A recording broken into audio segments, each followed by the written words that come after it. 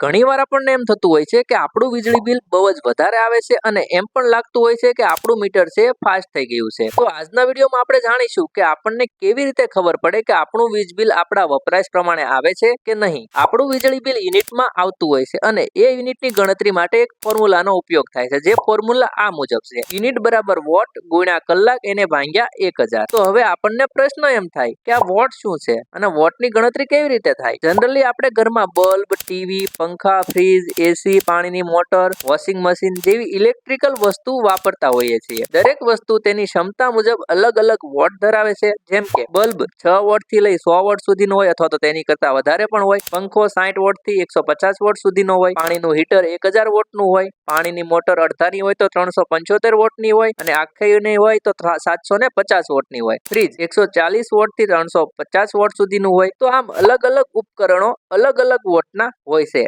હવે જ્યારે આપણે ખરીદી કરતા હોઈએ છીએ કોઈ પણ ઉપકરણની, તો તેમાં પણ જે બિલ હોય તેમાં પણ લખેલું હોય અને તેનું જે બોક્સ પેકિંગમાં આવે તેની ઉપર પણ તેના વોટ લખેલા હોય છે। તો ચાલો સમજીએ હવે કે વીજ બિલની ગણતરી યુનિટમાં કેવી રીતે થાય છે। તો એ સમજતા પહેલા જો હજી સુધી તમે વિડીયોને લાઈક નથી કર્યો તો વિડીયોને લાઈક કરી દો અને ચેનલ પર નવા છો તો ચેનલને સબસ્ક્રાઇબ કરી દો અને નોટિફિકેશન બેલ આઇકોન દબાવો, જેથી કરી જ્યારે પણ હું ન્યૂ વિડીયો અપલોડ કરું તો તેની નોટિફિકેશન તમને મળી રહે। તો હવે સમજીએ, આપણા ઘરે એક વોશિંગ મશીન છે, તે એક દિવસમાં 3 કલાક ચાલે છે। તો તે કેટલા યુનિટ વીજળી વાપરશે, તો એની ગણતરી કરવી હોય તો આપણે પેલું સૂત્ર યુઝ કરવાનું, પરંતુ સૂત્ર યુઝ કરતા પહેલા આપણને એ ખબર હોવી જોઈએ કે વોશિંગ મશીન છે કેટલા વોટનું છે। આપણા ઘરે અલગ અલગ વોટના વોશિંગ મશીન આવતા હોય છે। તો એમાં આપણા ઘરે જે વોશિંગ મશીન હાલમાં છે તે આપણે સમજીએ કે તે 750 વોટનું છે, બરાબર। તેથી યુનિટ બરાબર વોટ ગુણ્યા કલાક એને ભાગ્યા 1000। યુનિટ ઇક્વલ ટુ હવે કેટલા વોટનું છે આપણું વોશિંગ મશીન, તો કે 750 વોટનું, એટલે 750 ગુણ્યા કેટલા કલાક ચાલે એક દિવસમાં, તો કે 3 કલાક, એટલે કે 750 ગુણ્યા 3 એને ભાગ્યા 1000। એવું કરશું એટલે 750 ગુણ્યા 3 કરશું એટલે કે 2250 એને ભાગ્યા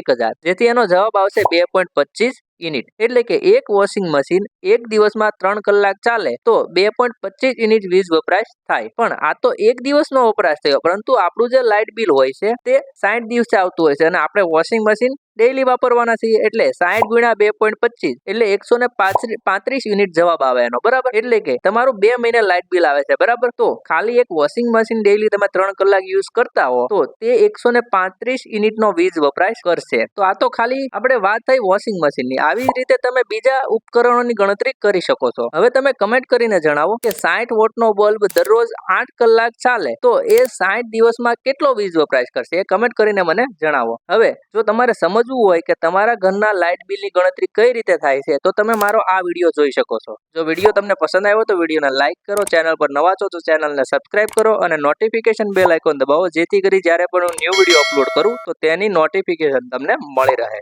ધન્યવાદ।